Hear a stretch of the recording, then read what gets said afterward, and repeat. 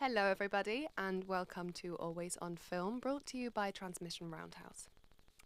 Hi, we're Imi, Kitty and Luelle, and on today's episode we talk about London Short Film Festival, and we're in conversation with the lovely Philip Ilson and Lucy Peters, talking all things short films and the film industry. Enjoy! Thank you. Did we do it in one? We did! Wow. This never happens. Never happens. Oh good, perfect. Thank Cool. you. Thank you. Thank you. Well, hello. Welcome back, everyone. We were just Yeah. saying that we haven't recorded an episode in the studios literally since December. Yeah. So it's been Like, ages since we've been back in over here. 2 months, Over Yeah. 2 months. Crazy. which is Yeah. insane. It feels like it was yesterday. Yeah. I know, it's Um, crazy. But on behalf of all of us, the response has been amazing. So thank you to everyone who's been tuning in. That's Thank been you for the amazing. support. Yeah, it's been really lovely to finally have things out there and start seeing Mhm. how it's received, and it's really exciting. It's really exciting. Yeah. So what have we watched recently? Well, not too much actually. No.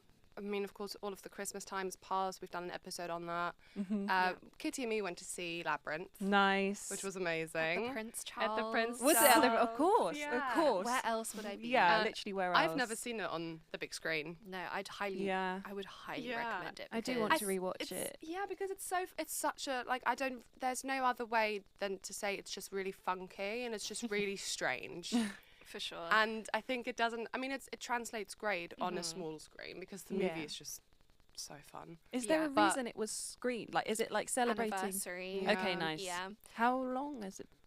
How long has it been? My doing brain it? is telling me 30, but Okay, that nice. could just have been pulled from absolutely Out of your nowhere. ass. So do not quote me on that. I was saying to you afterwards, though, I feel like mainstream film-wise, we don't see a lot of films like Labyrinth anymore, where No. it's just I've made a film with a musician for vibes and there's puppets. Like, you don't really get Yeah. whimsical. This isn't Yeah. really anything deep, or it isn't trying too hard to be a kids' film. I feel Yeah. like there isn't any sort of weird pop culture, but sort of a cult classic thing. I haven't seen. I mean, that might be out there, and I've just not seen it. But Yeah. I just Different. remember. Yeah, I love. And also just Yeah. there's, because it's of course older, It's it's just the set design. incredible. It's so fun. And Yeah. the worm. The worm. Oh, shout I out. love the worm with its little scarf, and then it has its like little deep raspy voice. It's like, hello. I just love Who it. do we Who know are who you? voices the worm? No idea. I know I did. Genius. whoever Yeah, that is. whoever it is. Exactly. Did a great job as the Yeah. worm. Yeah. And I would Freak like out. if they would do like a series on just the worm. I'd watch Yeah. that. A spin-off. Oh, yeah. Feels like a Disney Plus kind of thing, Yeah. doesn't it? Yeah. With all the Star Wars freaky deaky things going on. Yeah. Well, speaking of Star Wars, that's the only other thing I really watched. Which I Fab. watch Star Wars all the time. But that is more so because I think, like I said before, the start to 2026 was not great. Yeah. That was, I think, a very universal experience. Yeah. It's not like, I thought 2025 was a shit year. And then January hit here and I was like, what is happening? It was Everybody also- that I know, like every person is going through something. It's always outside of their control. Yeah. It's so, like, the world's a mess. Private lives are a mess. Mm-hmm. It hasn't stopped raining. We're in London and it hasn't not rained.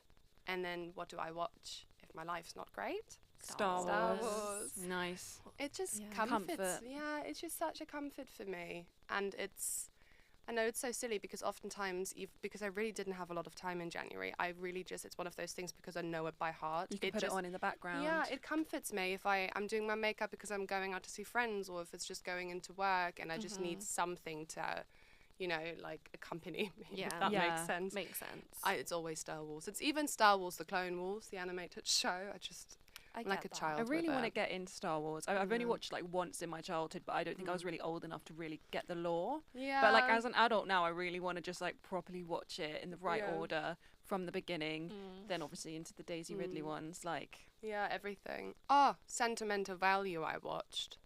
Amazing. I'm so desperate to Amazing. see this. I've You heard need such to. good things. Oh, it's amazing. It's incredible. Yeah. It's the performances, the writing, the pacing of it.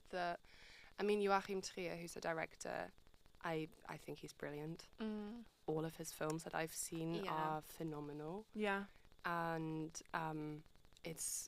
you can tell how much he cares, and you can tell how much the entire production cares about this film and these stories and these experiences, and they're so gut-wrenchingly beautiful, everything he creates, that it's just, it made me cry. Yeah, do you know who I want to shout out from that film? And I know she's fully got like an Oscar nomination, so she doesn't need me, who knows nothing, shouting out. But I don't know her full name. I know it's Inga, who plays the sister. Oh. I think she's incredible in that film. Yeah. And I think because it's such a stellar cast, and you've got, Stellan Skarsgård, and again, I don't know how to pronounce her name. Is it Renata Reinsve? And then Elle Fanning. You've got some like big names. There was honestly, when she got all of her nominations through for this, there was when she posted like her parents' reaction? And then she also posted a picture that was just little Elle. I know. And was like Oscar nominee, and I was like, Oscar nominee, because you did fantastic. She did. Yeah. And but I'm just so happy that the actress who plays the sister got one recognition, because she's so for supporting. Yeah, she's so phenomenal in it. Oh my gosh, that's amazing. I was so happy for her. Yeah. Because I think she's kind of the underdog of the film a little bit. Also Stellan Skarsgård. Amazing. I mean, we all know that he's great at what he does. Yeah. And there's his Actors on Actors with his son. Oh, it's so funny with Alexander Skarsgård. Everyone should watch it. I know. I know. I watched it with my mum actually over Christmas, and it was, both of us were just so in awe of their dynamic and their love and appreciation for each other and the craft. And it's like, I mean, I love the Actors on Actors series in general. And Directors on Directors. It's I find amazing. very interesting as well. So yeah. But that one really, I was like, oh, guys, you're so cute. I know. Yeah. They're both great. I saw the second 28 Years Later, the Bone Temple one. Oh, yeah. Oh, my God. It was, in my opinion, it was better than the first. And I feel like that's really uncommon with a trilogy, that the second one tops it. Yeah. I mean, when I say first, I mean the first of the next trilogy. So, like, the one at the end of last year. Yeah. Not the original. Yeah, just yeah. to clarify. Because I saw the original, the Cillian Murphy, after I'd seen... I was kind of unexpectedly dragged along to the 28 Years Later, the one like at the end of last year. Didn't expect to like it as much as I did, because I'm not really like a psychological horror girly. But they're quite intense as well. This one, there's a scene in this one that is so gruesome and gory, and I really had to like look away. But it was so brilliant, so brilliant. Ralph Fiennes, Josh O'Connor. I always get their names mixed up because they're so similar. Jack O'Connor is so good. The vampire from Sinners. Yeah. I mean, he's had a great couple years, hasn't he? He was in a... let me look it up really quickly before I forget, because he did film with Olivia Cooke. And that's one of the ones I really want to shout out, because it was really good. Wait. There we go. Sorry. It was was released 5 years ago, and it's called Little Fish. Little Fish is such a cute name. Little Fish. Well, shout out the Little Fish. Shout out Little Fish. Exactly. And it was because I wasn't aware that it was a thing, and then they posted it for its anniversary recently, and then I looked into the director of it. I believe his name is Chad Hartigan. Yeah. If I say that correctly. And it was 5 years ago, and it had Olivia Cooke in it, and Jack O'Connell? Yeah, Jack O'Connell, which is why I made the connection. No. But sometimes Shout I think out. it's very, exactly, and I think sometimes it's very wholesome, especially because we just had LSFF, which is London Short Film Festival, it's just passed. Which segues quite naturally into what this episode is on about. Yeah. So short film festivals. Despite the horrors of January. Yeah. The one good thing that happened. The one good thing was London Short Film Festival, which very kindly we managed to get some tickets for. Exactly. It was lovely. It was phenomenal. We got, we were really lucky to see a wide range of programs that were put on there. And it was really amazing because London Short Film Festival has been going on for years. Yes. Yeah. And we are also very lucky that we get to talk to Philip Ilson today, who is the co-founder of LSFF Yeah. and is still very closely involved in the process of it. And we're also talking to Miss Yeah. Lucy Peters, Yeah. who is a phenomenal curator and who programmed one of the programs at LSFF that we went to see. It was called The Silent Image of a Woman. And LSFF is so good in bringing together films that are low budget, experimental, higher budget, quote unquote commercial, but they all have such, like, you can tell the thought and intention behind it. And it was really amazing to get to see the filmmakers, you know, experience their films being screened for the first time. I think there was even a lot of filmmakers who didn't necessarily anticipate their movie to be featured in it, Yeah. right? And it really opened up my eyes as well and kind of re-inspired my appreciation for film, because I love indie cinema and I don't need it to be this. I mean, I love a big blockbuster, don't get me wrong. I was just talking about Star Wars. Yeah. Yeah. But it's so nice to know that behind an industry there's a community, and I think that's what London Short Film Festival stands for, and I think that's what it started as, a film club. Yeah. You know, like a real passion project. yeah. Yeah. You know, there was no long-term plan for this to happen. It was No. completely organic and natural, and it was literally just Philip and Yeah. Kate's passion Yeah. for film. Yeah, and it's all stuck. And what I quite like is they've kind of stuck by the quote. Yeah. I think even from their film clubs, find which it. is they're not afraid to show the films that other people are afraid to show. I Yeah. can't remember the exact quote, but It's it's here. like, It says, "A festival not afraid to take creative risks and nurture new talent." yeah, and they're just. I remember reading something that Philip said, which was jokingly, I don't know if it's a good thing, but we'll show anything here. Yeah. And I think that just encapsulates everything that short film and festivals are trying to do, Yeah. which is, you know, and you'll see and hear when Philip talks a little bit more about it later. Yeah. But yeah, it's just, I think, such an important thing to have that community Yeah. and to have That support. the accessibility and also the availability and I think also the opportunity to know that you're, even if quote unquote your film doesn't get chosen, it's still being seen and it still has a Yeah, space where it can be exactly. Yeah. seen. yeah. And I think that's what really Yeah. shows in the way that especially London Short Film Festival is curated and programmed. It's really made for those like filmmakers and creatives to be seen and included and appreciated that Yeah. don't necessarily maybe feel like there's a space in this industry for them yet. yeah. And I think what really showed for me is it's so easy to often talk about the film industry because you're talking about like all of these big productions, etc. Yeah. And you forget how much community there actually is Yeah. in the beginning Yeah. stages of it, because you're all Yeah. in it together and you're all slowly trying to find your way. And then you can come together and you can see what people have created and how Yeah. they're being supported. And that automatically makes you feel a little bit less isolated Yeah. in your endeavours. Everything goes back to cinema. Your first experiences watching a film Yeah. is maybe going to the cinema if you're lucky enough. Yeah. You know, because I'm aware, obviously, especially London. Mm. But you know, that's where everyone starts. You don't want to go into the film industry because you've never seen a film before.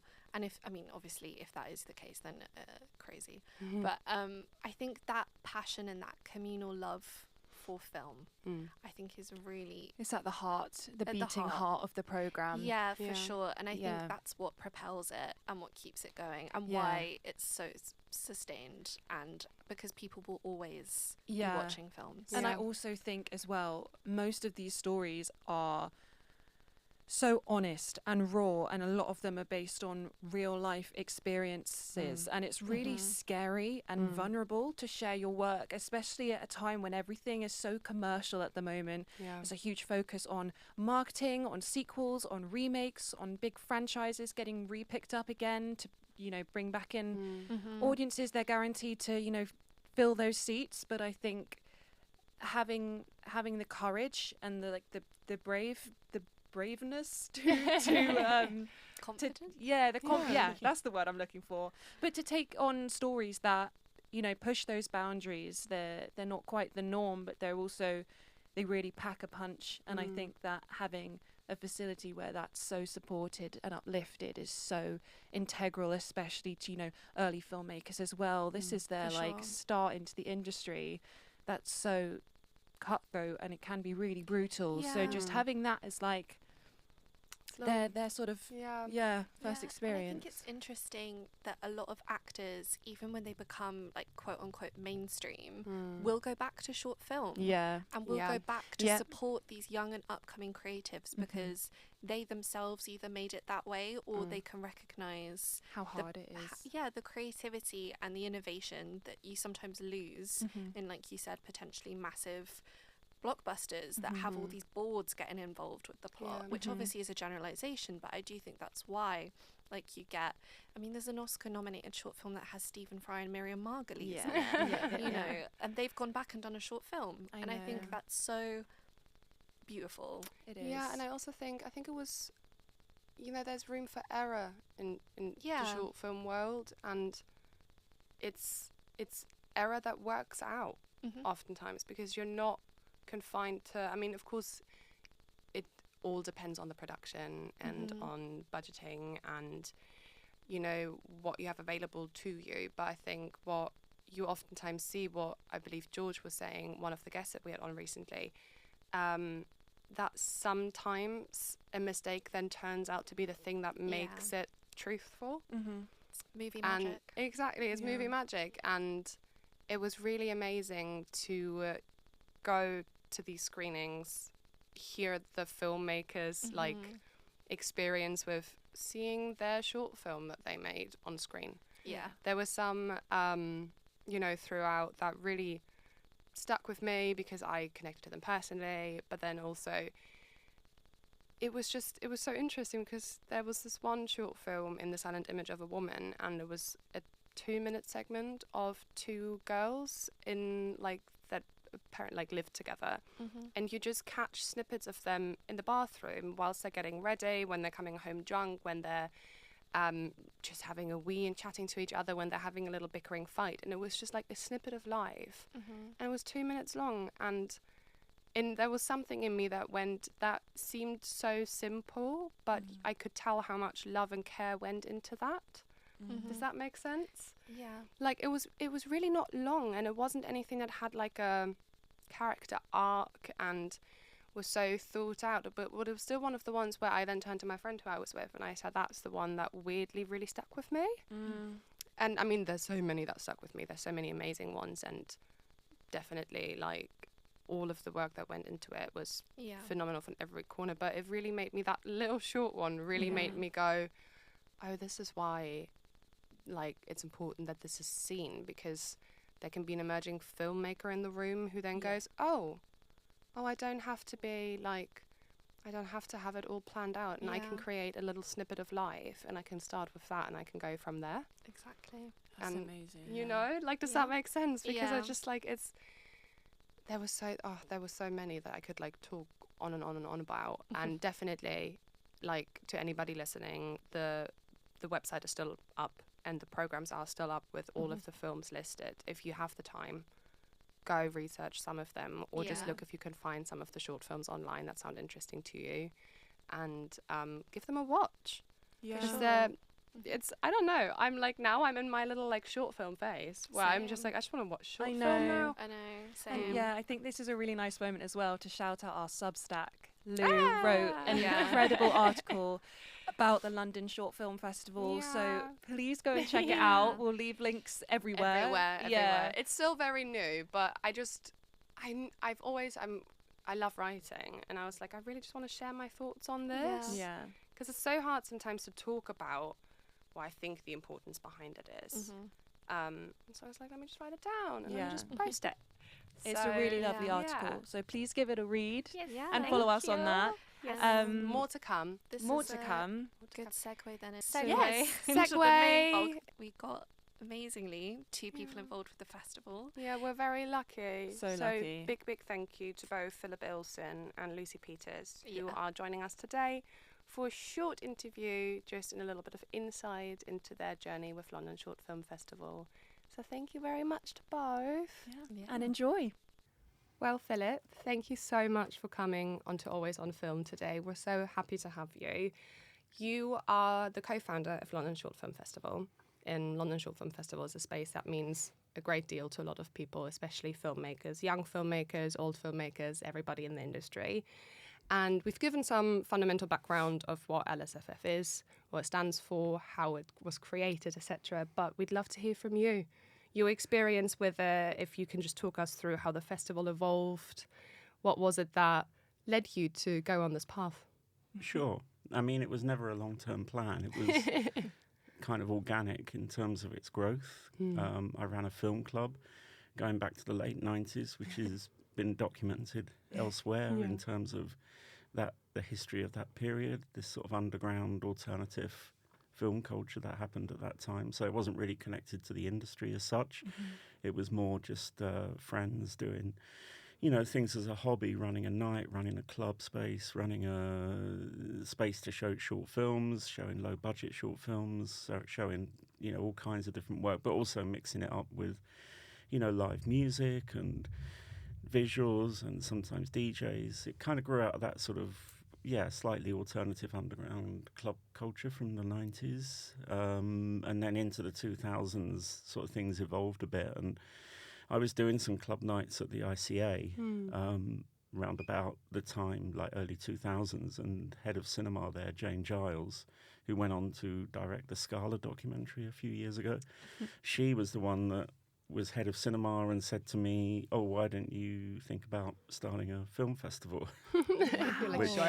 Yeah, I mean, there wasn't really a London Short Film Festival, a short film festival in London at that point. There was obviously shorts showing at different festivals, and doing something at the ICA. It sounded like, oh, this would be amazing. It's so also great that you're still in that venue.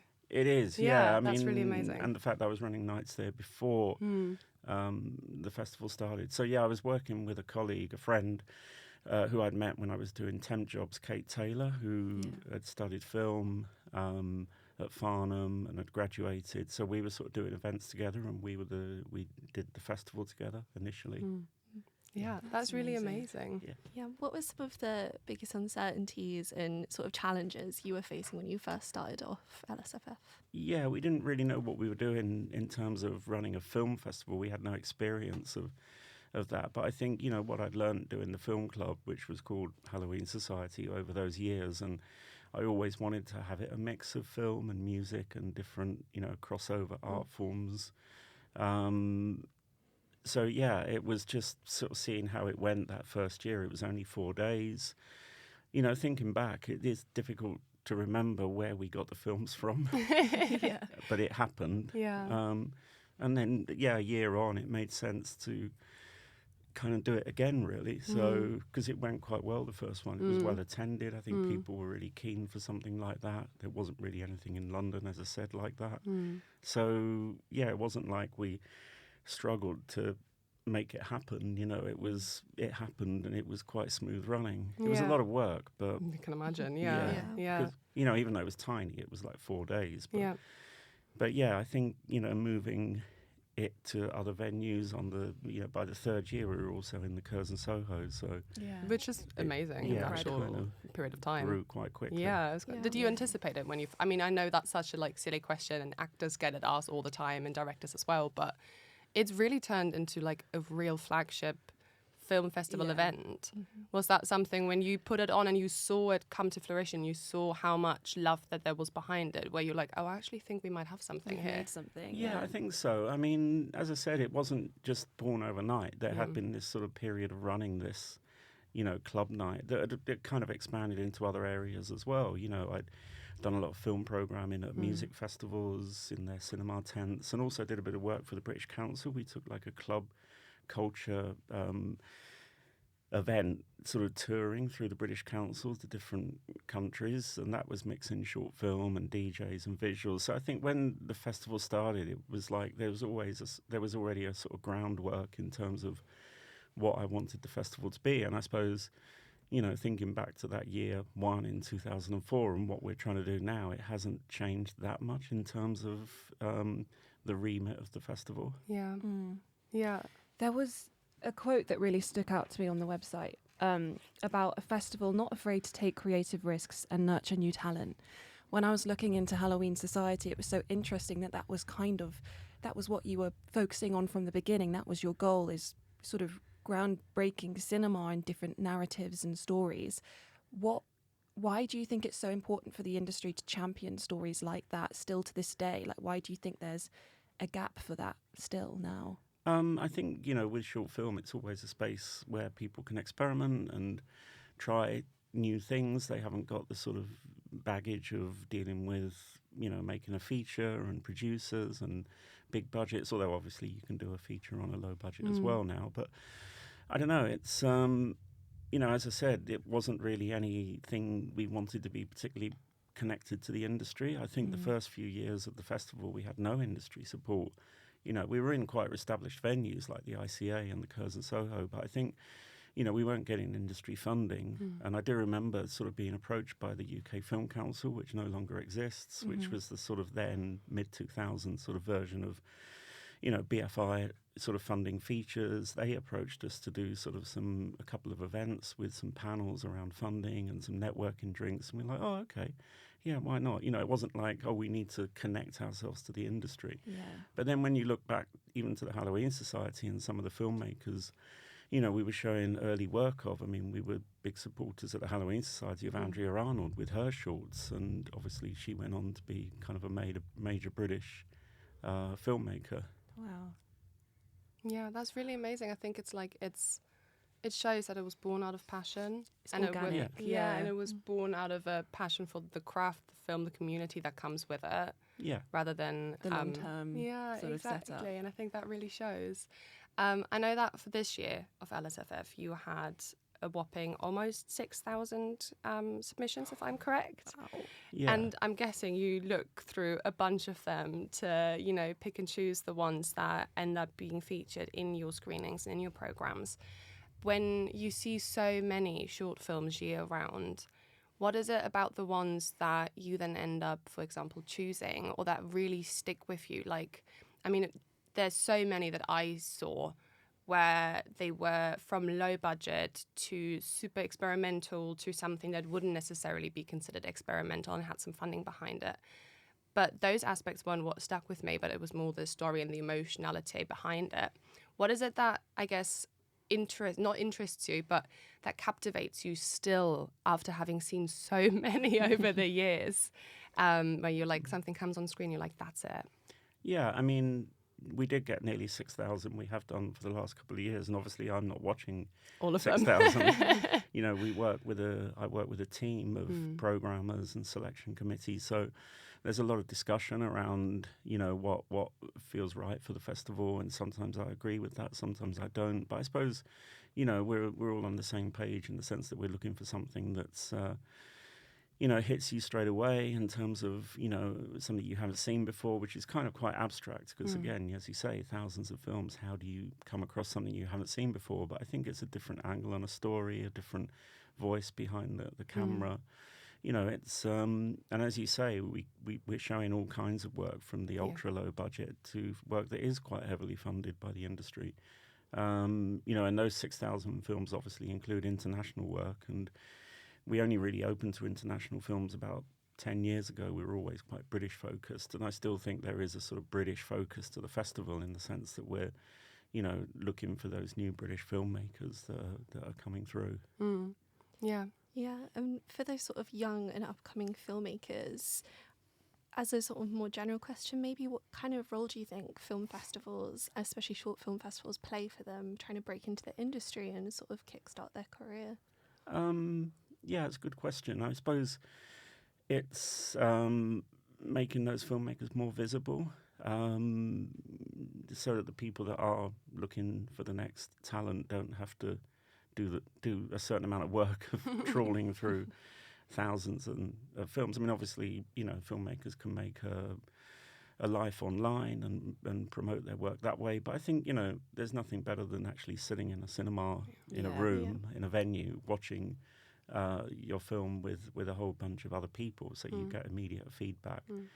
Being online, if you play it right, you could get far more views for your film, but it feels a little bit removed from the people that are watching the films. I think having that immediacy, you know, in a cinema or in a room is important for filmmakers for that feedback. And it's always, I went to the award ceremony this year, and it was so wonderful to see everybody's reaction to all of the films. And I think there was one movie that won Abortion Party, which I saw previously in The Silent Image of a Woman, which was one of the programs that was curated. And it was so interesting. I loved the film, first of all, and I loved the audience's reaction to it.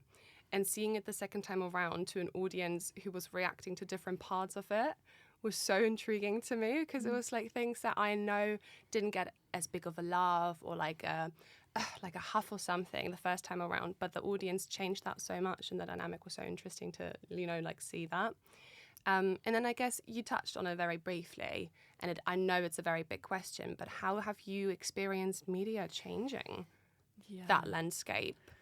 I mean, as you know, the festival's been going 23 years. I think there's an element that those changes happened while the festival was happening. I suppose the biggest thing in terms of media would be social media, and you know, in terms of how we get the festival out there, that we kind of grew with Twitter, we grew with those other social media platforms and built those platforms quite early on in terms of getting the word out. Because I do remember starting out, you know, you were so bothered about print media and being in the Guardian Guide and being in Time Out, but now that doesn't really matter. So that media has obviously changed dramatically. And filmmakers can help you get the word out by posting, and you know, you're doing their own promotion. But I think, in terms of how you watch films, I mean, you know, I'm still quite traditionalist in the sense that I prefer to see my films in a cinema. I don't really watch much online because you know, I'm watching a lot of stuff on my laptop anyway for the festival. So, maybe I'm a bit different in that sense. So I do tend to watch most films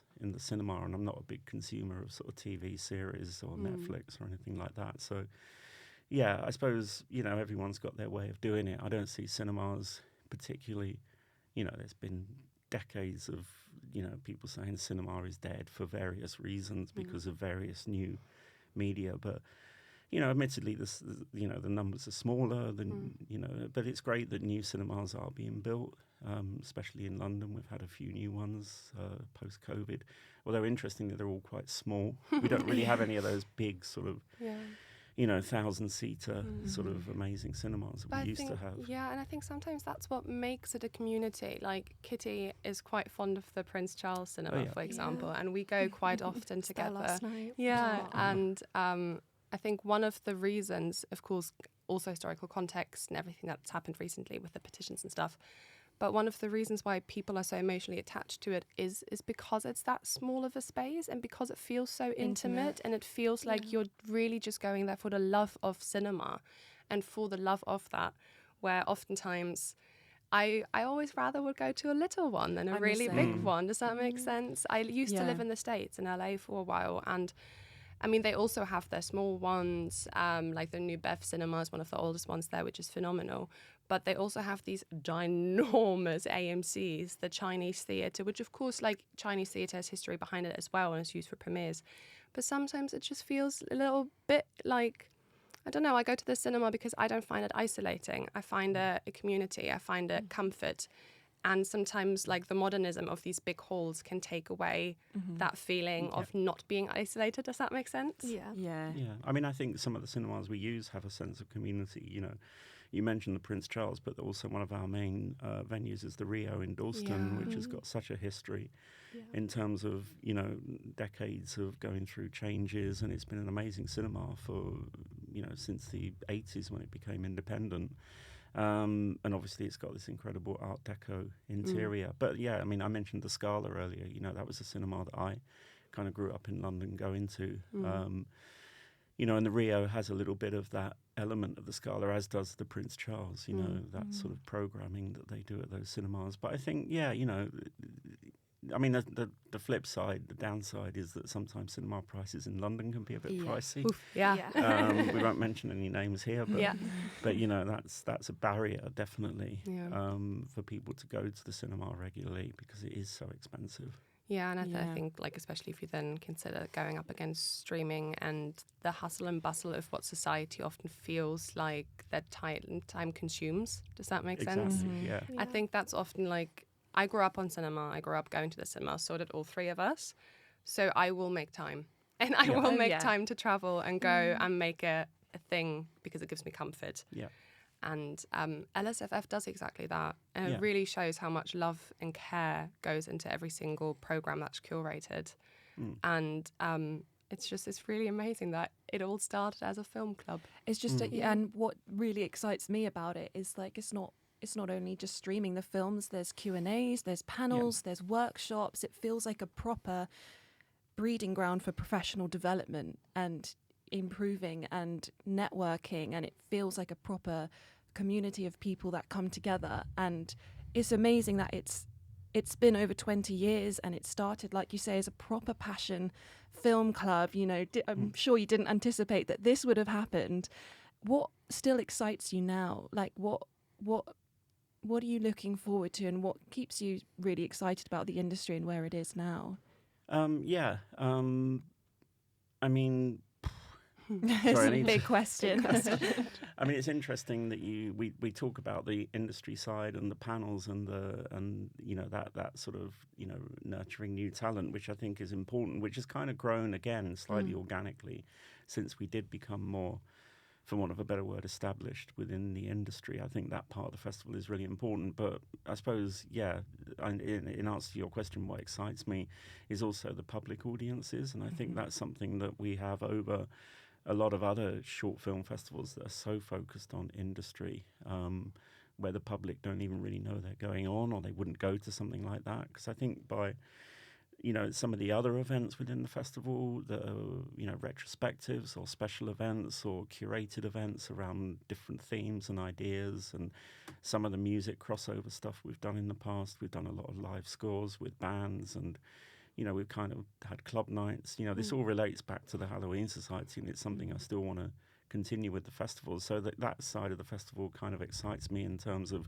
what are we going to do, this festival coming, in terms of those kind of ideas. Not just me coming up with those ideas, but talking to other curators and other film clubs. We've partnered with many different film clubs over the last few years that are sort of, again, not dissimilar to the Halloween Society, that are starting up in venues and club spaces and cinemas, and seeing what sort of people are doing really interesting stuff. But in terms of, I'm always excited by new talent and watching the films. I just started watching for this year's for the 2027 festival literally yesterday. So it's quite interesting sort of seeing those initial films that are coming through. And I was at a film festival last week, and it's a kind of year-round thing, constantly looking and seeing what's there. It must also be really interesting that you get the chance to, see the submissions to your film festival and then go and get the opportunity to visit a different film festival Yeah. where the level of work that goes into these selections and stuff, and then see what have they done, what have they chosen, what are they showing, especially if they're international. True. Yeah, that Yeah, must be really true, intriguing as true. well. Yeah, I mean, Yeah. international films tend to do a lot better at those kind of international festivals. I think we're, again, going back to that sort of UK British focus, we're doing something that a lot of other festivals don't, in the sense that we're really looking to see what's out there within the UK. Yeah. Well, that's really lovely. Thank you so much, Thank you so Philip. much. That Thank was you, all from us. So thank you Okay. so much for being here. Yeah, Okay. thank you. Thanks. Thank you so much, Lucy, for coming. Thank Thanks you. for having me. And thank you so much for taking the time and for all of the work that you did on London Short Film Festival, and in general, all of the work you do. That's thank kind. you. Thank you. I mean, it's just nice that people, enjoy it and want to see it. And yeah, I feel very grateful to anyone that buys a ticket. It still makes you feel a bit like insane that like people actually care about this, want to go. And resonate with the things, Thank you. Yeah. I mean, you kind of hope so. I guess it's like your goal is that people actually enjoy it. But it always surprises me how many people I think are like actually interested in the thing you're doing, because it feels quite like niche, or like maybe you're just curating like things you like, and that's always the worst fear potentially. But it's really lovely to see. Like, I mean, a lot of our programs sold out this year, which is amazing, and you really hope they do, and you kind of tell everyone they're going to, and so actually when it happens, it's like quite reassuring. No, I can imagine it must be something like You should be really proud of that. Like the team Yeah. in general, Thanks. you know, I think it's really incredible what London Short Film Yeah. Festival has grown into, starting as a film club, etc. You know, Yeah, and for then sure, coming yeah. so Yeah. far is amazing to Yeah, see. and like Philip's been leading it for like 23 years Yeah. essentially. Mhm. So what? I met a couple at one of the screenings who said they were filmmakers in the first edition of the festival ever, when it was called the Halloween Society, like Yeah. 20 years Yeah. ago. And they've just come back now, and I was like, "Where have you been?" Yeah, for like 23 what have you years? been doing? Where did you go? But like so amazing to see. And like I think with a lot of programming in London, it's like the hard thing to do is to be sustainable, because like funding comes and goes and ideas come and go, and like I guess kind of having that hub has been really amazing for like filmmakers that are now like huge filmmakers, you know, and having those like early screenings of their work in London Short Film Festival and the Halloween Society has been like really formative, not just for like them, but for like underground film culture too in the UK. Yeah. So yeah, it's really amazing. I think that everyone's always surprised at how small the team is. 'Cause Yeah. there's probably like, I don't know, there's like 10 people maybe. Yeah. And that's everything like pre-selectors, like the festival director Alex, and Phil this year is like the creative director of the festival. Mm. And then that's like the programmers, like we do like everything basically, Yeah. which is wild. And like 33 programs, which Crazy. too many. Too many. Or a lot, yeah. Yeah, a lot. How did your journey start? Is like, I mean, in general, big question, I know, but like for programming, curation, and then specifically to LSFF as well. Well, I didn't really know what a curator was, like ever, like a programmer, because I grew up in the Midlands, and film there was not like a conceivable job. Like I mean in any sense, like a director Yeah. even, or it was just kind of like a fun thing to do, and I did it at film A level, which is it felt rogue at the time. Yeah. honestly. So yeah, I didn't even going to uni. I did my BA in Brighton in film and English at the University of Sussex, and I didn't really know what programming was then. Which is nice, because I've come back since and done guest lectures and told the students what program is, and they're all like, that's crazy. Yeah. So it's kind of nice to, find something to do, which is obviously quite niche, but I don't think there's much out there talking about it. I think a few of my friends are programming, and I got really into the idea of it because I'm like a huge nerd in film. I didn't really know what to like do with that. I think it was COVID after I graduated, so I was like, how the hell do I You're like, what's happening in the world do I anyway? just become a writer? Yeah. Like, Right. I kind of want to do like something else that's more like creative and I guess more like kinetic and like hands-on. And I really care about like, I guess, public exposure to film in the way that I'm from a place that doesn't really have that. And like my journey with that was really based on like a few people who really took a chance on me, or like really showed me something that, you know, was from their own pocket or like part of a charity. So yeah, I really wanted to kind of be part of that conversation too, and not just, I don't know, like lock myself away in the sort of upper echelons of like, I'm going to do a PhD in something, which is totally valid. Yeah, Yeah. I but know not some- everybody's journey. No. Yeah, no, Yeah. true. And I think it's important to kind of recognise that it's not always the best forum for work as well. And there's like different kind of ways of thinking and talking about this stuff, which I think, again, like London Short Film Festival does a really good job of putting this like artist moving image work in different venues, and like especially this year, like kind of all over London, which is amazing. But yeah, no, I went to, I did an MA in curation and programming at Birkbeck, which you went to. Yeah. It's always Small nice. world. And yeah, it was this really small MA with like a really small cohort of people. And it was kind of lovely because we were just like huge film nerds and we didn't really know anything about programming. I think that year, like hardly anyone had done any programming. And I started doing a film club in Brighton, which is a collective that's now like in London, and we've like done loads of work together, which is like kind of amazing as well. I think I cried in my first program. It's really embarrassing. Understandably though, I yeah. I remember I had like maybe like a couple of whiskeys to kind of calm myself down, and then it was really intense because I just put on like all this experimental film, and I sat at the front, which you should never do. Yeah. And like I could just hear the door swinging, and I was like, oh no one's gonna be here. And like 70 people turned up, which was too many for me. And the DVD skipped. I think we showed Tetsuo the Iron Man, which is a great film, obviously. And I love that film, but then it's because it's so experimental, it kind of was fine because no one really knew where the DVD skipped to. I think so. And we showed like a David Lynch short, and you know, obviously didn't get the rights for any of this stuff, but when you're kind of like testing out stuff and doing new things, that, I mean, like that's kind of what you do. Like I think that's so valid. Like if you're a small film club and you just want to be creative and see how it works and like how what kind of, because you think it works and then you put it on and you're like, oh, like people didn't like that. Okay. Yeah. Or maybe they did, and that's really interesting. And know, and so just kind of throwing yourself into that process for me was like a really important part. Like I remember thinking after the first program I did, I was like, I'm never going to do that again. Like I'm never doing that again. And like, look, I'm still doing it. I was going to say, look at you now.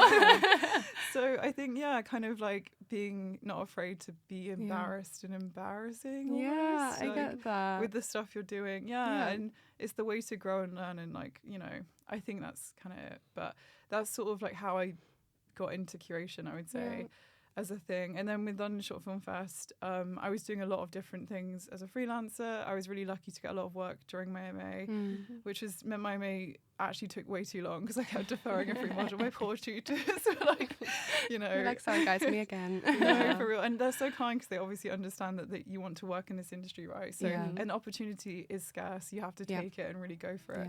And so I met Philip through the course, and I think he knew the stuff I was doing, and I was really interested in the festival, and I was interested in like researching the festival, and I think I came in to do some marketing at a really like crux point of the festival, and then all of a sudden it was like, I was like, oh, I can also do all this other stuff too. You're like, actually, which is a classic. I always say intern for places where they're like, they really need you, because then you can kind of like do anything you want. Or I think, I mean, I was there and I had all this experience already, and I was very keen. And I think just saying yes to, that's the thing, like saying yes to like a marketing internship kind of thing. Saying yes to the opportunity if you're given it.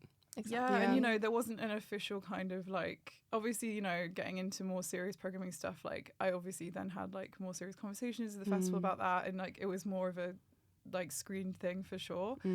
But I think like, if there's an internship marketing somewhere going for like a company or a place you really like and it's free, like get in there. I mean, obviously free internships aren't really that ideal or productive, but I think people are often looking for like the golden opportunity, and like sometimes you just have to kind of make that feel like make the job for yourself.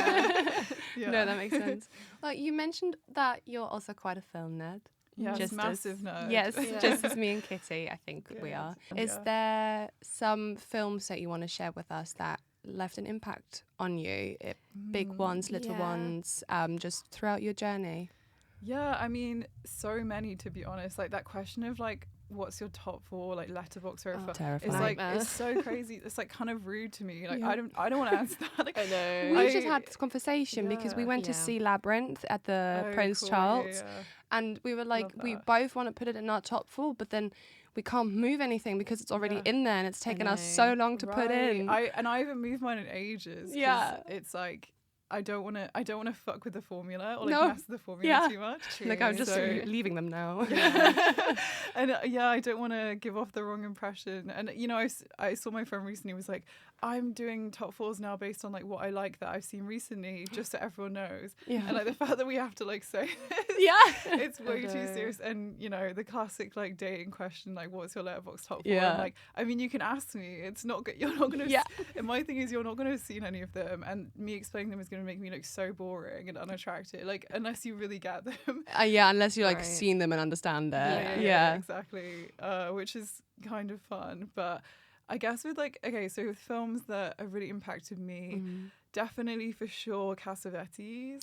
His films. I think he just, I sort of watched his films, I got into them during lockdown, and I was already a huge film nerd and had done like a film degree and like whatever. And I think seeing his cinema for like the first time was just like seeing a new kind of film where like it was so personal, and kind of this idea that film is this like fantasy or fiction has always been the thing that I've been intrigued by in a sense. And then you kind of have documentary and fiction, and like this is how it works. And I think seeing the way that he makes cinema and makes it so like evocative but also so like intensely intimate, and like putting his own life into his film, like Love Streams is one of my favorite films of all time. And obviously Gina Rowlands, like I can't say enough about her. I just think she's like the best actress to ever have existed without being too hyperbolic. So yeah, watching their work together and like, yeah, they're live together, and Love Streams is the final film he made, and like I think they remortgaged their house and they filmed it in their house to make the film, and Wow. it's so incredibly moving, and you feel that like it's not just like an IMDb fact, right? Like No. you Yeah. sense this in the film, and yeah, I think for me, like I've never seen anything like his films, and they really changed the way that I thought film could be and like the potential of film.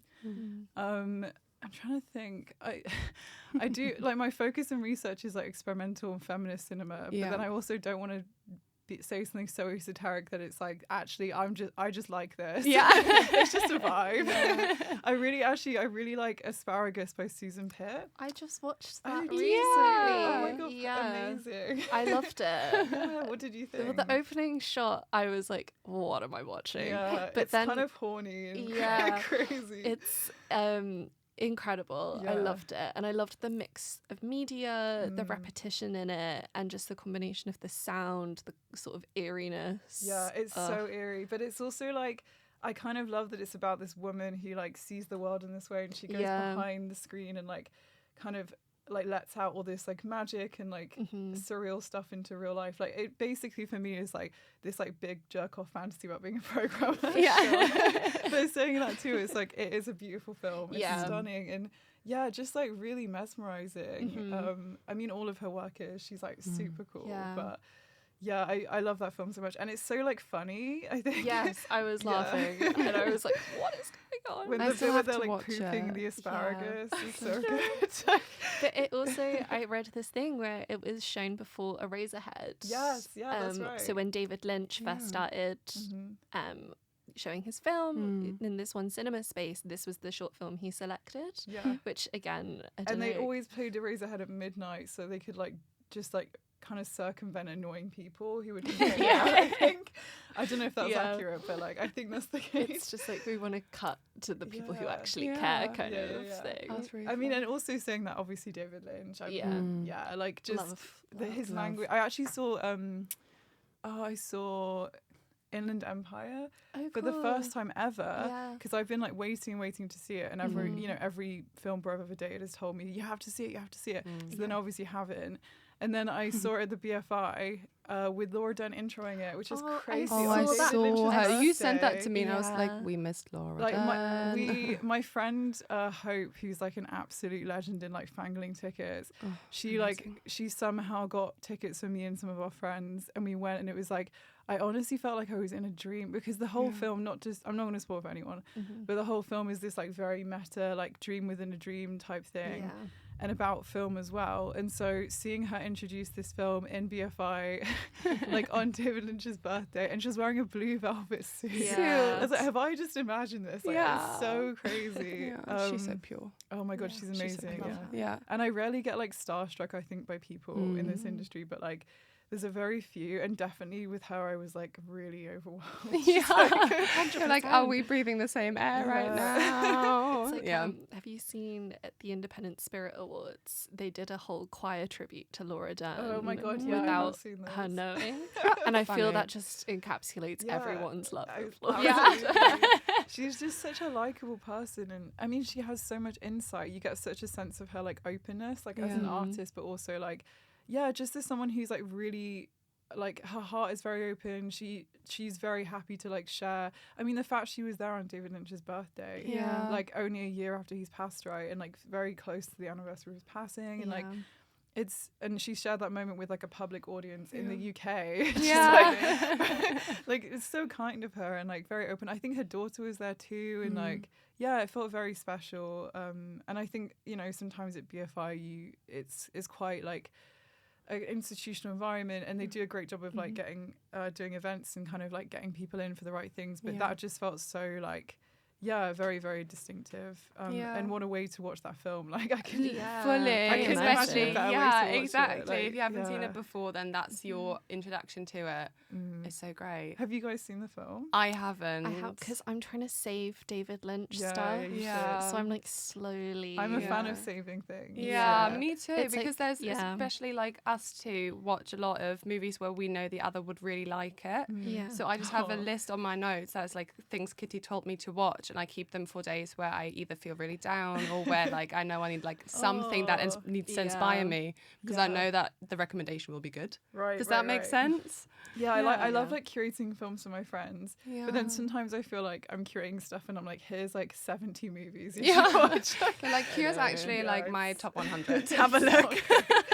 But I mean, it's such a great film, and I can't really say much about spoiling, I suppose, but I'm definitely a fan of the whole like taking time to digest films. I think actually Cassavetes is probably the one exception to that, where I just totally binged him, because also he's just so like addictive. Yeah. And you're not really gonna find something else like that. Yeah. And I do think his films are so kind of like you can work through them quite easily. Maybe not all of them, like Woman Under the Influence is like heavy stuff, but the one I think everyone should start with probably. Yeah. But yeah, no, Lynch for me is like I haven't seen some other Lynch films either. I won't say which ones out of fear, but I'm kind of happy to do that, because otherwise you're sort of watching everything and then we're only going to watch like worse films as we get older, which is not really the life I want to live. Exactly. You want to keep some treasures. Well, it's like I just finished the original Twin Peaks, and I'm like, I was so excited for the journey. Like she was on. I was like,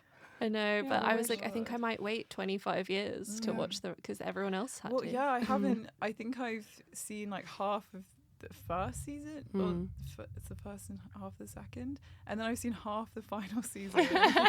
So I've really not done this right. Yeah, just jumping through. Yeah, but I definitely get the vibe. I think I was explaining to somebody the other day how much of a jump scare like the final season is, and I couldn't even really explain it because they'd seen the whole season. I was like, when that thing happens, they're like, what are you talking? Because I don't even know the plot really. Yeah. Like, I don't really know what happens. I have seen the amazing episode, the like nuclear bomb. Oh, have you seen this? The last episode. Is like, that from the new from one? the new Yeah. series? No, I'm you haven't seen 25 that one. years and That then I'll one, watch it. that one is unreal. That is like big time. Can't Yeah. wait for when I'm 50. Oh, oof, yeah. It's worth waiting. Scary. Yeah. Well, bringing it back to your work on London Yeah. Short Film Festival. So I went to see your programme, The Silent Image of a Woman, you for and it coming. was magnificent. I took one of my best friends, shout out to Antia, who loved it, loved it. Oh, so nice. And yeah, I kind of just wanted to, I mean, you did your little introduction and it was wonderful to have the Q&A with some of the filmmakers thereafter. Yeah. But yeah, if you just wanted to share why exactly like the program that you designed, if that makes sense, like what was your motivation behind it? I think like obviously I'm really interested in feminist programming, and a lot of the stuff I do with my collective, which is Electric Blue Cinema, comes from a place of like what if we program this just with like feminist intention, but it's, you know, not necessarily like about feminism, the program. And I think in that sort of way of expanding what feminist feminist sort of like intervention could be, I think with the idea of doing like a women's program, which is often the thing you find in festivals, right? Like the women's strand, or like it just feels, you know, I think important but very tired and very tokenist. And yeah, like we've had a lot of great feminist programming or like women represented programming over the years with LSFF for sure. And you sort of see when the new shorts come in, like what works and what doesn't. And I think I was really interested in doing like a girlhood / womanhood strand, because I was super frustrated at this idea I kept seeing online to the point where I was like all my friends were like, why are you so annoyed? I was like, so annoying. And like I think all these essays around like girlhood and like it's so limiting, like this idea that there's one interpretation of women and this is what we can be, and it's very virgin suicides, like Picnic at Hanging Rock, and you know, I love that aesthetic. I think it's so like romantic and cute, and like I do think it's very it's had its time and been very expressive in ways, and it feels like a space of solidarity in a sense, but it's so limiting, and I think there's so many people I know who just don't agree with that, who identify as being a woman, so it just doesn't make sense to me even. I think sometimes what I always going hand in hand with that struggle with is that there's still like the entire idea of feminism, etc., and representing women on screen, stage, through books, literacy, whatever, was to create the freedom for women to experience, like to be. And it's sometimes really weird to see how media still limits that. Yeah. Or how that still can be like, how it's so weird how like in order to you still have a box that you need to fit into, and you still don't have 100% of your freedom of who you want to be and what femininity means to you.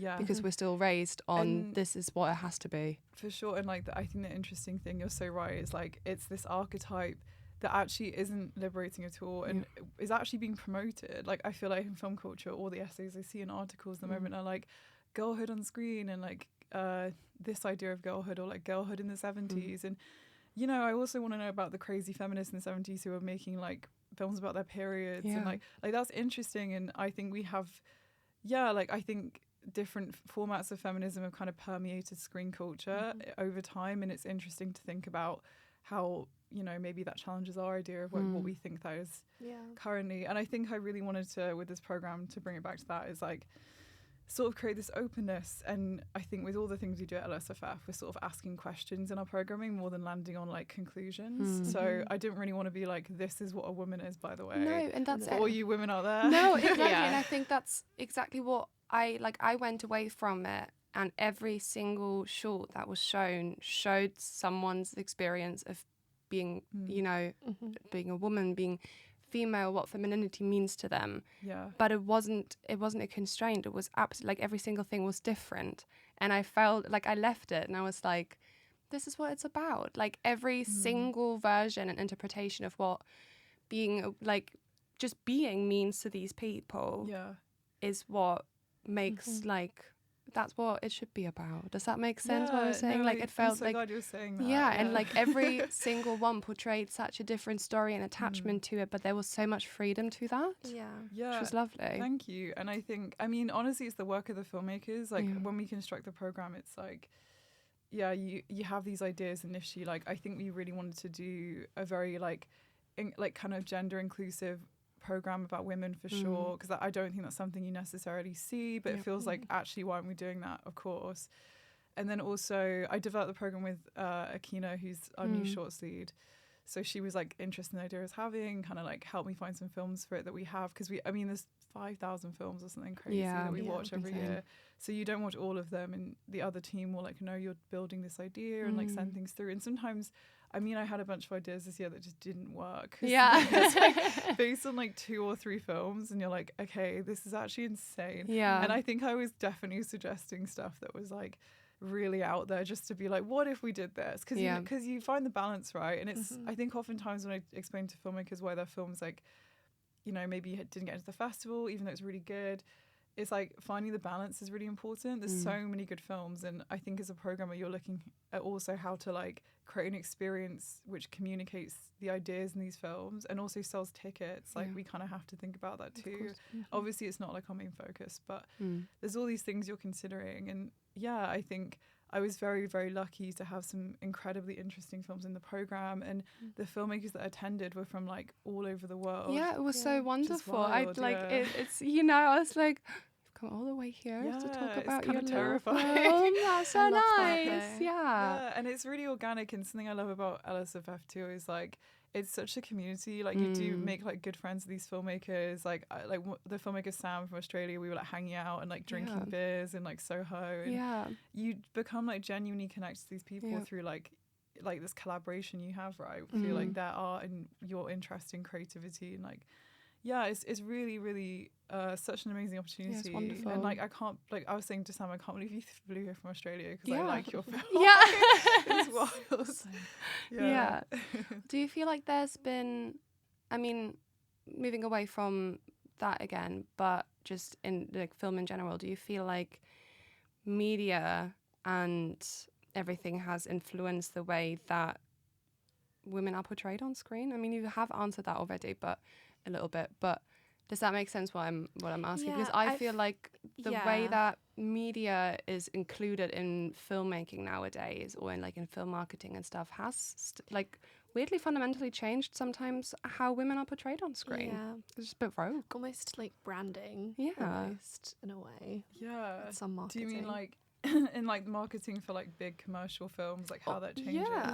And how sort of representative of women it's trying to be almost in a way. I kind of get a community, like, but it's very farcical. I think that's why the silent image of a woman, like your program, worked so well, because it was so organic. Like it was such an organic portrayal of experiences of life and snippets of somebody's personal experiences, and it's like every single one was just so organic, and sometimes I miss that on the big screen. I think there's a lot of phenomenal stories about womanhood. There's a lot of phenomenal stories about modern experiences of being a woman, or, you know, archival ones. And I think you had an archival one in, you know, in Silent Image of a Woman, which was a masterpiece. And I think it's still often that I watch big blockbusters or quote unquote commercially attractive films and I miss just that.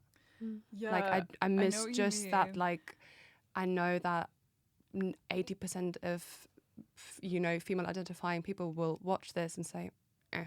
I think it's an interesting time because you also have this idea that, like, it's not really a woman's obligation to be a feminist or represent something on screen, right? Yeah, like, there's a really interesting filmmaker, Liz Rhodes. This is like some real kind of nerd stuff, but definitely, like, anyone who doesn't know her, like, look her up. She's really cool. But she made a film called I'm gonna get this wrong, Light Reading.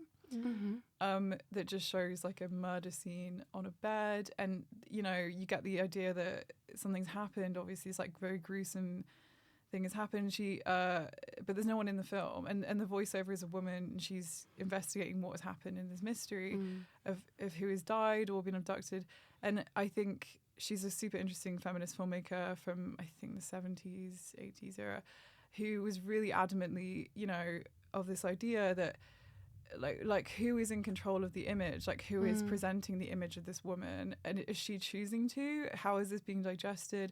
And maybe this idea, which I tried to kind of fold into the program a bit, that, like, even though we have lots of impressions of women on screen, like it's not really good enough, and it never really will be, and maybe the kind of only solution is to not be on screen at all and to, like, escape the screen entirely, or like just having the option to be absent, right? Which is super interesting. She wrote a really interesting essay on this called Whose History, which people should read. I won't bore you with my reading list.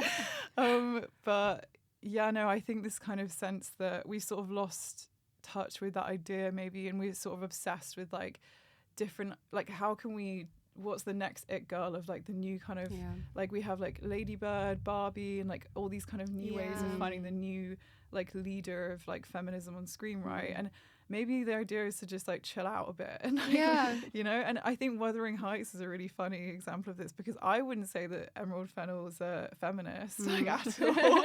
Sorry. But she's also, like, not trying to be, and there's something kind of amazing about the fact that it's like, oh, it's a woman who just, like, kind of doesn't care. It's just someone who brings the ideas she has and resonates with to screen without trying to have it be something that she's not intending it to be. And I really do understand where people come from, where they, like, maybe criticize, like, her characters, and, like, I'm definitely not an Emerald Fennell apologist.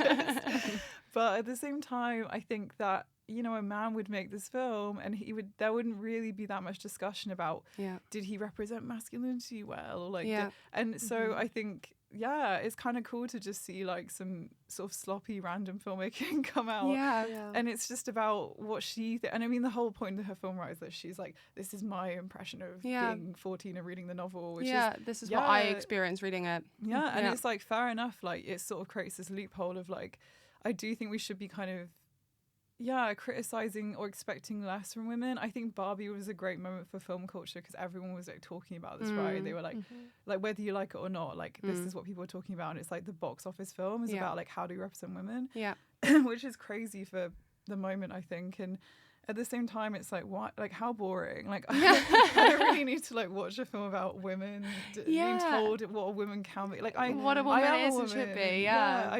It's very patronizing, and with the best intentions, I'm sure, but I think women just being women, and you know, like, Chronology of Water is a great example of this, I think, which I was going to say, I know that Philip saw it recently. Oh, did he? And was he I was going to say recommended it. Did he? That's great. I haven't actually talked to him about it, so I'm glad he likes it. I'm so intrigued to see it, because I've had such mixed reviews, but it's the people really mixed, but the people I trust Exactly. have told me that I will really enjoy it and that it's really good. I do really enjoy it. Yeah. I think it was a film that was very like my kind of film. Yeah. I think if you loved being like online in Tumblr and like Yeah. when you were like 2015, you'll love this film. Yeah. But it's made with such like admirable punk energy, and I think it's not perfect by any means, but but isn't that sometimes what makes a film perfect? That it's not perfect. Yeah, exactly. agree. And it's so that's visionary. Yeah, exactly. Like that's why I think I watch a movie, and of course I like. There's so many movies I love. They can be quote unquote perfect without any like things where I might go, oh, that's weird. But the ones that really stick with me are the ones that don't feel like they are made to be perfect, and they are made for me to experience them as being perfect. But they're simply made because somebody wanted to make them. Yeah, and you know, you like it because you're a person with your own set of like worldviews, and I think it's kind of amazing that we all have different top fours. And Exactly. That's kind of, I mean, I think there's some people who would argue against that, and they definitely see like the top best 10 films of all time. Yeah. But I was asked recently by someone, and he asked me, he's like, you as a film nerd or person, do you watch films with looking at them from the angle of how they are made? Or how they make, like, how do you watch a film? And I was that's like, a good question. It was such a big question. It was also, I was like half a pint in. And I was like, yeah, I don't know what you want me to say now. Like, right? I know I was like, sometimes that was such feel a that big way. question. Yeah. I'm actually not at work. I'm just going to enjoy my drink. But no, I know what you mean, especially when it comes to like thinking about the short films we get, right? It's like, you really are thinking this too, because not that it's like, you know, you can have a film that's made for like 50k or a film that's made for like 5k and it's really just about the film, but yeah, like you do really admire the ways that people are making films. And I do definitely think a sense of like, sometimes when you're watching something and you're thinking about how it's made, it's probably maybe not as good of a film as if you were just in it, you know. I think when you have that feeling of like you're just so taken by a film and like and like sent somewhere else, that's kind of like what I want to feel when I watch a film, like short, long, whatever. In between, middle length, whatever. That's really like the clinch. Yeah. Well, then, given all of the work that you're still doing, and when it comes to watching shorts, curating your programs, you know, doing what you love, what is it that still, I guess, still makes you excited about seeing so much work out there, but then also like, what is it that stands out when you like? What is it about certain films that stand out to you? Yeah, I guess that again, like the feeling I just said, like that kind of transcends all logic in a way. We're like, I just really like this, and I often don't cry at films anymore. So if a film makes me cry, I'm like, whoa. But then saying that, I also think, you know, something like Hamnet has been really discussed in this idea of like, a film making you feel something doesn't necessarily mean it's good or like transcendent or like beautiful art. It just might be like a kind of way to make you feel something, like a cathartic film. So I guess there's not really like a straight answer in a way. I think the films that I'm interested in personally is like transgressive films that like archive or new, right? And films that really challenge ideas that we have in film culture already. Obviously a lot of my research is around like gender and like sexuality. So films I think which like reconsider that or maybe intervene like with archive and think about history is really important. Like I think obviously doing your research actually does matter in film. Like you see a lot of filmmakers who just don't do research, and I know they don't because I can see that their film isn't researched, you know, and I don't even have to know these people to know that's the perspective. And as much as you can make something like very innate and like raw and real about your life, I think I really respect when it comes from a place of understanding like generational histories and like legacy, and like film history is there, like it's recorded, right? That's the whole point of film. So exactly. It's like, you know, you can get into it, like it's kind of beautiful, and I think it's such a resource that is almost wasted in a sense on like a lot of people making film. I love to see archive film always, but that's just my personal thing. No, that's wonderful. I was gonna say Thank you, Lucy. That was already that. Thank you so much, genuinely. And we are really excited to see what you do next. Thanks. And Me too. Interesting. So thank you for coming. Thank you so much. Of course. Thank you for having me. Well, that was really fun. That was really nice. So again, thank you both to Philip and Yeah. thank you to Lucy Thank for you so coming on and much. joining us. That Mhm. was lovely. We are 1 week away from the BAFTAs. Yeah. That's coming up. So by the time that this is released, we are in the week of the BAFTAs. Yeah. So this is coming out on Tuesday, Mhm. I don't know the date. 17th. 17th. Oh my God, it's Pancake Day and Pancake Chinese Day. New Year. And our episode. So have a Yes, great it time. has to be a good Have a day. pancake and You're have a welcome. listen. Wear red for good luck. If you're listening to this on a Tuesday and you're not wearing red, go back home and change. Yeah. You You heard it here first. You heard it here Yeah. first. Exactly. BAFTAs are coming up. Award season is in Mhm. full blow. Yeah. It's all Bit kicking off. terrified. I really want Sinners to win Best Picture. I'm so intrigued to see the direction the BAFTAs go. Listen, Yeah. I just want to say, all of the pictures that are all of the films that are nominated for Best Picture, good. Yeah, it's All a, deserve That's them. what I It's mean. a good. It's a Tough Yeah, year. yeah, It's a tough year. I'm just really emotionally attached to Sinners. I know. Same. I just need them to at least win Yeah. something. I haven't seen The Secret Agent yet. That's one of the movies that No, I really me want to neither. see before the BAFTAs and the Oscars because I've heard phenomenal things Philip about it. Ilson told us to Yeah, go watch it. Exactly. So Shout out to Thank Philip you, definitely again. do. We'll go do that when it's out. Yeah, and I mean, apparently the performances are meant to be like breathtaking. Yeah. But then all of the performances this year have been amazing. Yeah. They've been Yeah, like it's this is been really good. such a strong Yeah. year. Awards season. I also do Hard. want to say one film that really surprised me, and I know that people are going to be like, "Oh, why was she surprised by it?" Marty Supreme. Oh yeah. Oh, I loved it. Listen, that really. I loved we went it. to see it. Yeah, I loved Good. it. We saw it twice. We went to see a Q&A with the director, and it was Safety. yeah, Yeah. and it was phenomenal to hear him talk about the process Mhm. and the time and. I mean, of course, attention to detail is always there, but it was just lovely to be in a room with him and Yeah. to hear him talk about this film. And I didn't go into it thinking it was going to be this, like, really well-paced, like, I don't know, I expected something very different from it. I think we had a similar experience in Mm. that the marketing for me Yeah. almost did the opposite. Yeah. Where I was Mm. just thinking this is going to be a film about an annoying man and I'm not Yeah. going to care and I'm just going to be so annoyed the whole time. And it kind of is a film about an annoying man. It's a film about a narcissist, yeah.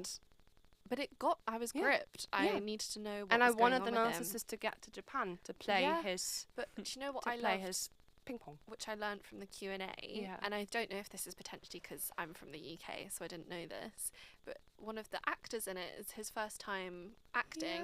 I can't remember the name of the character, but it's Gwyneth Paltrow's husband, Mm. and he is really, is it billionaire or something on Shark Yeah. Tank, which is like the Like a big American business equivalent of Dragon's Den. guy. Mm. That's cool. And he actually improvised the line "I'm a vampire" that whole bit at the peak of the film, and just learning crazy. that from the Q&A, I just was Yeah. in awe of Yeah. this and how playful he obviously felt Mm. comfortable enough Mm. to do that. Yeah. Yeah. Which I loved. I thought that was so interesting. Yeah. That one really surprised me. I don't know. I mean, yeah, I'm not surprised. I mean, yeah, you know what I mean. Yeah, pleasantly surprised. Pleasantly surprised. I Sort didn't of an expect- unsuspected I didn't thing. expect to like leave the theatre and be like, liking it as That much was as a good you film. did. Yeah. yeah, I think I gave it 4.5 stars. I Yeah. did too, I think. Yeah. Well, we'll see. And also, shout out to Timmy because that was great yeah. performance-wise. Yeah. That was phenomenal. Yeah. That was phenomenal. I honestly think that I'd be happy if he took it. Honestly, I'd be happy. I think I- he deserves it. I think every single person nominated this year, like, I would be like, Deserves it. Yeah. They Deserve all that. deserve There's it. no You really rogue deserve one. that. There's no that right, I yeah. would be just confused. Yeah. No, There's not a single nomination where for acting I Mm. haven't watched all the Yeah. I'm not going to pretend I've seen every single film that's been nominated. I'm trying, Yeah, actually. we're working on I'm it. working we're on it. working on it. Secret Um, Agent is missing. For Yeah, me. it's not out here yet, I don't think. Is No, I don't think so. 20th, just 2 days before the BAFTAs. it? So I'll be there. we'll be there. We'll manage.